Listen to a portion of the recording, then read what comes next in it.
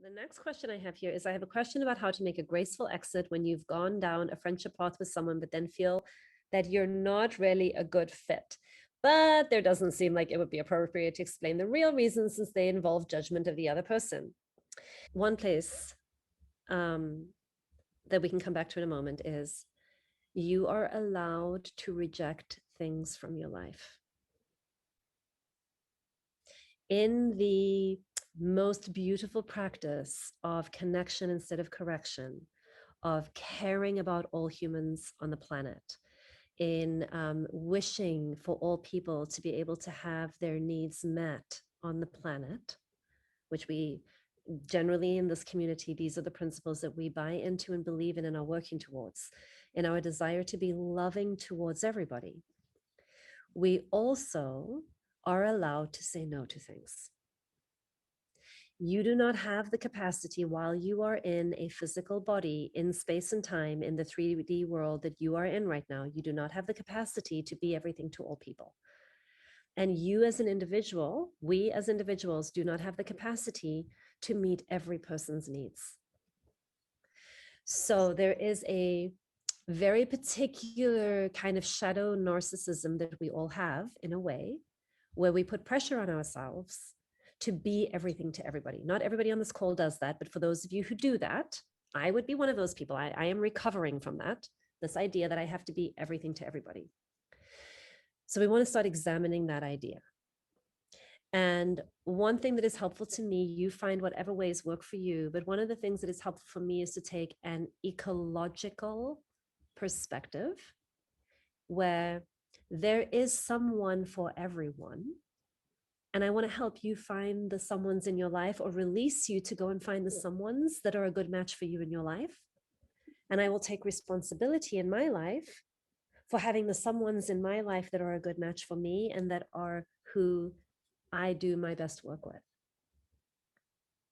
And in your own energy management, it's an act of responsibility, self-responsibility, to manage your energy so that you are investing it in the places where the world most needs it. And in order to get clear on that, we've got to get really clear on where it isn't working, where I don't put any more energy there. And in my saying no to you, in terms of me meeting your needs, I'm not saying no to you as your existence as a human being on the planet. I bless you and wish you well as you go find the people who are meant for you. I've just realized I'm not one of them. So there's a piece in here about humility that we, like, as much as I had this hope and desire that we would be really good friends, I've come to realize that it doesn't work for me in the ways that I needed to. And I don't need to get into all of the reasons. I just want you to understand that I've had this realization. I have loved the time that we've had together. I've really enjoyed getting to know you. And for my own care and well-being, I'm redirecting my energy elsewhere. And I just wanted to be direct with you about it. And I just wanted to let you know that so that you're not wondering. And, is there anything that you want me to know back? And I don't want to, like, you can say, I don't feel a desire to unpack or work on anything, but I really do have a deep intention to be kind and honest and direct, so you're not left wondering. And I can also reveal to you that this is just a decision that I'm making for my own self-care and energy management. And I trust that you'll understand that. And then in my mind, I might not say this out loud, but in my mind, I might say, and if you, dear being, choose to take this personally and be hurt by it and think that it means that there's something wrong with you and go into shame and then blame me for being a mean and rejecting person, I accept that that's where you're at in your journey and you have every right to have that response. I'm not responsible for it. And I can care about it.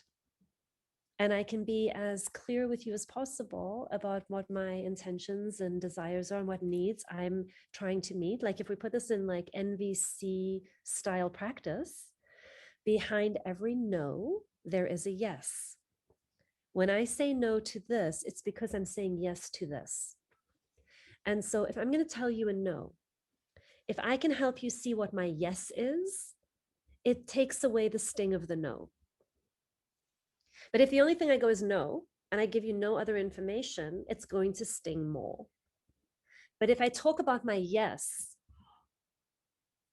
I really want this. And I'm realizing here are my limits. I really need all my full attention and energy and hours of my day and phone call time to go to this, whatever that is. And therefore, regretfully, I'm withdrawing my energy from this. And it's not out of lack of care for you, it's just out of this big yes in my life. That can help in the process of helping somebody see that it's not personal. But if they choose to take it as, oh, well, I guess I didn't make the cut, that's theirs. They can have that response. They can interpret it that way. That's their journey. You do not have to take that on as your responsibility. And we can care about the ways that people will second arrow themselves, to go back to what we were talking about earlier. But we don't need to take responsibility for that. But in not taking responsibility, it doesn't mean that we stop caring about it. But in caring about it, we don't take responsibility for it. I love this. This is something that I think comes up for many people. So when we start thinking that a relationship isn't working for us, this is the part of you that is saying, have I given it a chance? Have I done what I can to find out if there's a capacity here that might change my mind? I'm beginning to see a particular pattern, and I'm beginning to see, oh, you know what? If this thing that I'm beginning to see is true, I don't want to be in it. And we can sometimes foreclose early on a process because we don't give somebody the opportunity to prove us wrong. Because we want to protect ourselves, and we think, oh, I see the pattern, I'm out of here. Before I get hurt in the same way again, before I get stuck in the same thing again, I'm out. Good self-protective move. Okay. And if you're right, very healthy. But this piece you're bringing in, which I find very delicious, which is, am I willing to give somebody an opportunity to prove me wrong? And am I willing to leave if I am proven right? But can I do something a little bit more relational instead of just making an ultimatum and a unilateral decision that I'm out and I don't give you an opportunity? What are the conversations that I would need to have along the way for me to feel more settled and peaceful, that I've revealed what was important and that I've done my best to elicit what I would want, and then it still didn't work? Because if we don't do that piece, if we don't have that additional conversation, in some ways, we're not allowing life to surprise us. And one of the most lovely transformative things about living is that as you show up differently, life will often show up differently for you in return. And if we can bring a new conversation, we can often experience a new conversation. And I think that this is the piece of you that is saying, okay, not so fast. Now that I know how I could leave, let's try this first. One, I would lead with self-responsibility. I would lead with my part. I would lead with my learning, and I would lead with my needs. And then I would ask what that's like for them. So without knowing all of the situation, I might say something like, I'm going to make something up here. You know, the other night when we had this 4-hour conversation over dinner, blah, blah, blah, blah, blah, blah, blah, I left that evening feeling a sense of dread and a sense of heaviness. And I've been giving that a lot of thought. And I wanted to just loop back with you because I've had a few realizations and I wanted to run them by you and find out how they land on you.